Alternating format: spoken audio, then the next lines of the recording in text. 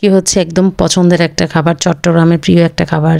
যে কোনো শুটকি যদি আপনি একটু লাল লাল করে রান্না করেন, এটা একদম অসাধারণ লাগে। তো আমিও সেম লটিয়া শুটকি নিয়েছি। মায়ের বাসা তো বেশ কয়দিন কাটিয়ে এসেছি। আসার সময় মা কিছু শুটকি দেয়, ছুরি শুটকি, লটিয়া শুটকি।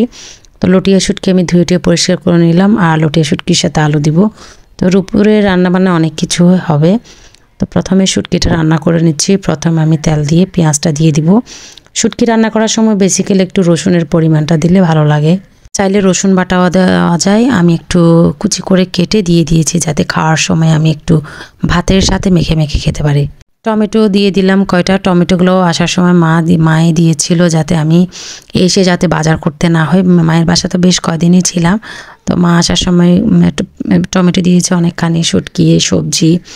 তো ভাবলাম যে কেটে নিই। এই যে আলুটা দিয়ে দিচ্ছি, আলুটা যেহেতু সিদ্ধ হওয়া লাগে তো এই জন্য আমি আলুটা দিয়ে দিলাম। আর লটিয়া শুটকি আমি বেশ আধা ঘন্টা ভিজিয়ে রেখেছিলাম, তারপর ধুয়ে নিয়েছি। আর শুটকিটা গলে গেলে একদমই ভালো লাগে না, এই জন্য আলুটা সিদ্ধ হওয়ার পর হচ্ছে আমি লটিয়া শুটকিটা দিব। মরিচ মশলা আমি একটু জিরার গুঁড়ো দিয়েছিলাম, ভালো করে কষিয়ে আলুটা যখন সিদ্ধ হয়ে আসছে মোটামুটি, তখন আমি লটিয়া শুটকি দিয়ে দিলাম। এটা হয়ে গেল, ব্যাস ধনেপাতা দিয়ে নামিয়ে নেব। আসলে একটা তরকারি দিয়ে কিন্তু অনায়াসে খাওয়া যায়। তারপরও একটু রান্না করছি যাতে রাতে যাতে হয়ে যায়, রান্নাঘরে যাতে আর ঢোকা না লাগে। পুরো শীতকাল আমার ভয়েসটা ইগনোর করবেন, আমার কথা বলতে কষ্ট হয়, আমার শ্বাস প্রবলেম আছে, সবাই জানে যারা আমার আগে থেকে ব্লগ দেখে। তো যাই হোক, শাক ভাজি করছি। এই শাকটা আনছে হচ্ছে আমার যে হেল্পিং হ্যান্ড, আমার বাসায় যে কাজ করে, ওদের গ্রামের বাড়ির শাক, একদম বেশ তরতাজা ছিল। ও কেটে ধুয়ে পরিষ্কার করে দিল, আমি জাস্ট চুলায় বসিয়ে দিচ্ছি। এটা ভাজা ভাজা করবো, দেখতে অনেকখানি না, কিন্তু রান্নার পর কিন্তু একদম চুপসে যাবে এটা।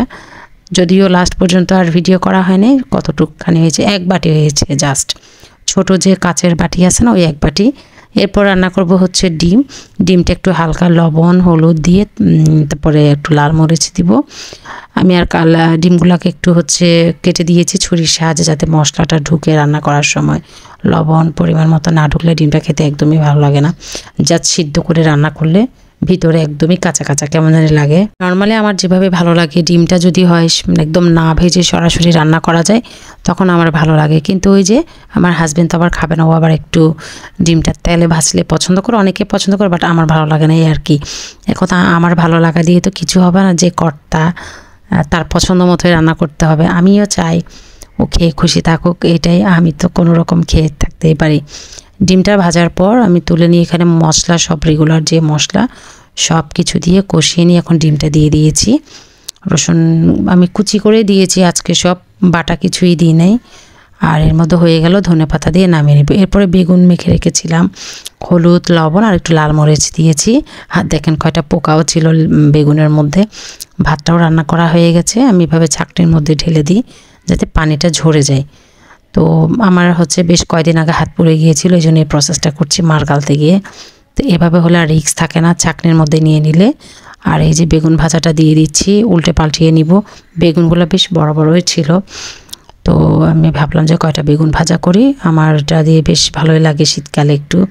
এই ছিল দুপুরে রান্নাবান্না আজকে পর্যন্ত। আল্লাহ হাফেজ।